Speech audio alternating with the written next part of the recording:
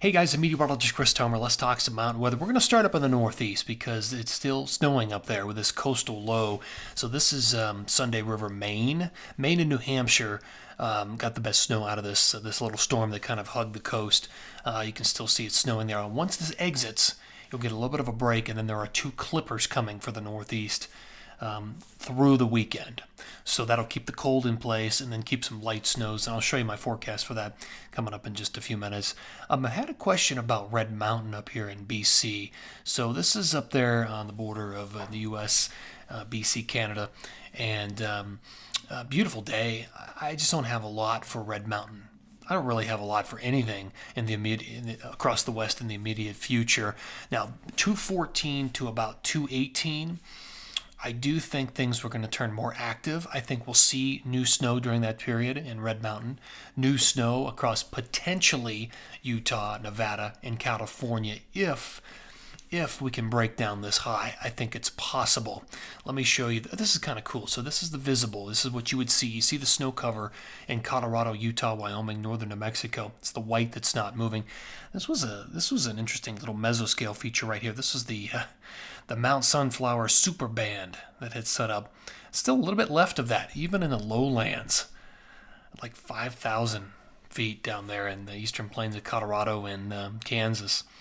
That was like a 2-footer that it came down, and just like this very narrow band. It was really interesting. You can see the snow cover in Colorado, northern New Mexico, Utah, and Wyoming. Now the issue is Utah west.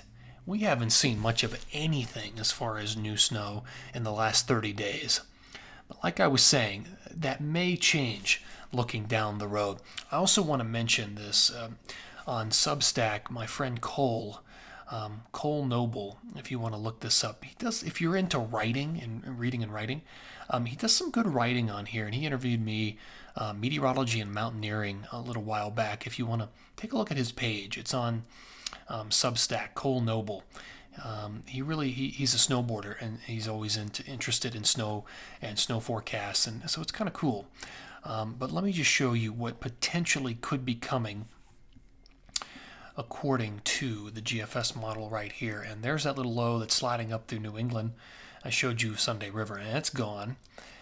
So here's Wednesday morning, Thursday morning. Okay, so here's Friday morning. Cold front dropping down through Montana, Wyoming, and it's headed into Colorado. So this will be a little refresher for Wyoming and Montana. And then it rolls into Colorado. There's not much to it. It's minor. It's fast moving, but at least it's something. Colorado could get a few inches out of that. I'll show you my forecast coming up. But then it's gone, and we're back to high pressure. Here's Sunday morning.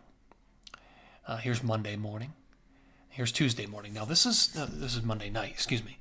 Monday morning, Monday night, Tuesday morning. Now this goes to what I was saying, and I'm going to back this up. Things do turn more active around the 14th and after, and you can see it happen right here. Look at this big low coming out of Canada and Alberta dropping down. That would produce snow over Red Mountain on the 14th, and that drops down to the lower 48. We could have some snow into Utah, potentially Wyoming, Idaho, Colorado. So here's the evening of the 15th. Here's the morning of the 16th. And there's even a little bit of action behind that. And we might even have something in California. We'll see. So here's the morning of the 17th. Here's the morning of the 18th. Another low dropping down. So it's really just a waiting game. I think if we can get to the 14th, more active pattern might take over the west and start to erode this big area of high pressure. All right, so here's my forecast. All of today through the 13th, and I'm going to break this down into two pieces. So that front that drops down through Montana, Wyoming, Colorado on Friday, you can see it delivers potentially 1 to 3 inches of snow to parts of Colorado and even northern New Mexico, and maybe an inch through the Tetons and then up into Big Sky. And really not much up in the Pacific Northwest and BC. This is just the jets so far to the north.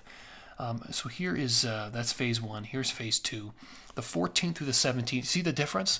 It is marked. It is a stark contrast. Let me just show you that again. Through the 13th, and then 14th through the 17th. Things start to pick up. We're not talking about major snowfall here, but at least it's something. And it's a transition out of that giant high pressure that has been so dry for so long. Again, the numbers are not huge, but at least it's something across the west. So that runs us through the 17th. Let me show you my forecast for the northeast.